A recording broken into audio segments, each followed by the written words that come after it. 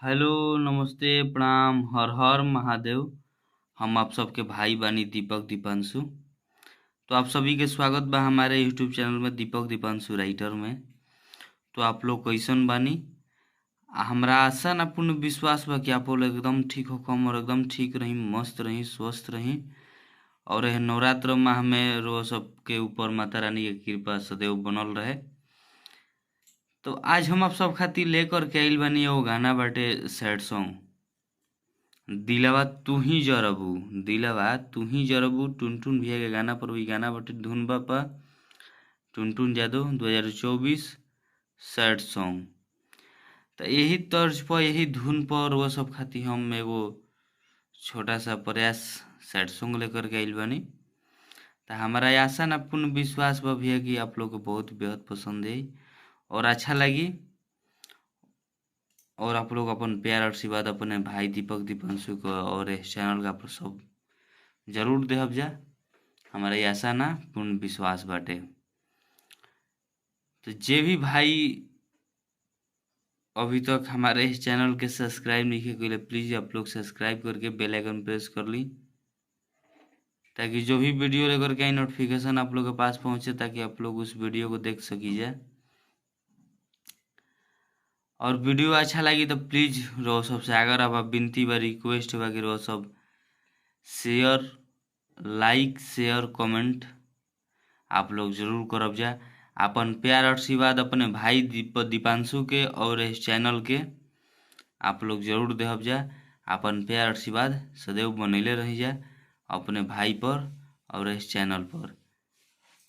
तो चली हमरो सबके देर नहीं करते हुए मुखड़ा के डमी करके सुनाओ तनी।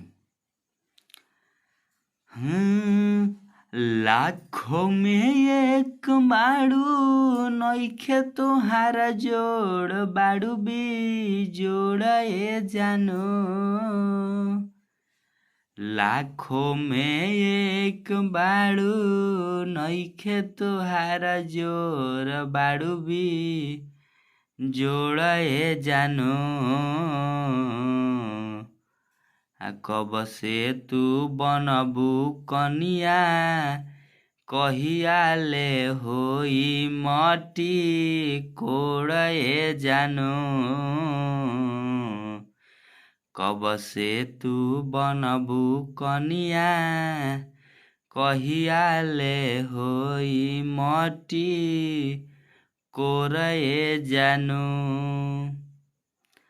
तो ये गाना रो सबको कैसा लागल प्लीज रो सब कमेंट करके जरूर बतलाइब जा। अच्छा लगी तो प्लीज अपने भाई के रो सब जरूर सपोर्ट करब जा।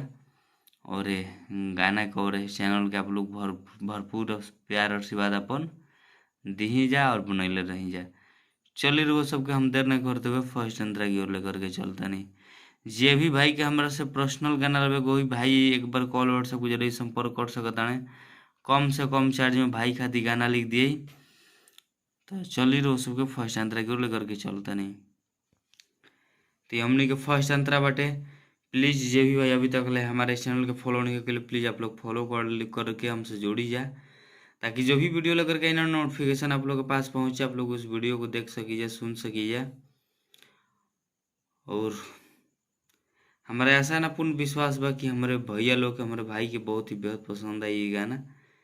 तो चलिए जे भी भाई के पर्सनल गाना लेवे कोई पर्सनल गाना जे भाई एक बार कॉल व्हाट्सएप के जरिए संपर्क कर सकता है कम से कम चार्ज में भाई खातिर गाना लिख दिए।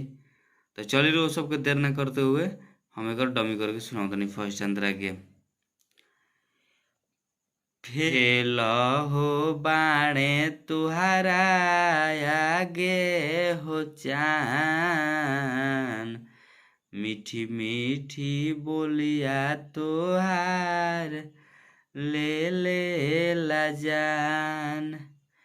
फेल हो बाणे तुहारा आगे हो चान,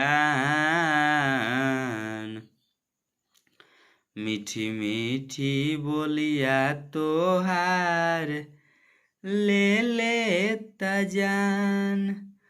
लागल बायास दूरी ना होता बरदास गिरे लोर ए जानो लागल बायास दूरी होता न बारादास आँख से गिरे लोर ए जानो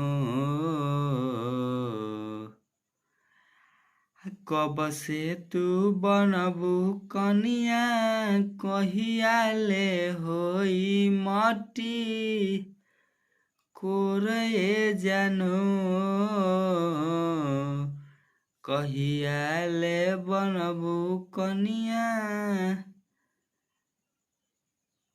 कहिया ले होई मटी कोरे जानो। तो चलिए हमारे लिखल गाना रोज सबको क्वेश्चन लागल प्लीज रोज सब कमेंट करके जरूर बताइए। अच्छा लगे तो प्लीज रोज सब इस चैनल के ज़्यादा से ज़्यादा लाइक शेयर कमेंट चैनल के सब्सक्राइब जरूर कर देव। जा जे भी भाई का मेरा से पर्सनल गाना लेवे कोई भाई कॉल व्हाट्सएप के जरिए संपर्क कर सकता है कम से कम चार्ज में भाई का गाना लिख दिए। तो चलिए प्लीज रोज सब अपन प्यार आशीर्वाद अपने भाई दीपक दीपांशु पर और इस चैनल पर सदैव बने रही जा रोज सबसे आग्रह बा विनती बा। चलिए भैया लव यू भाई आप सबके लिए।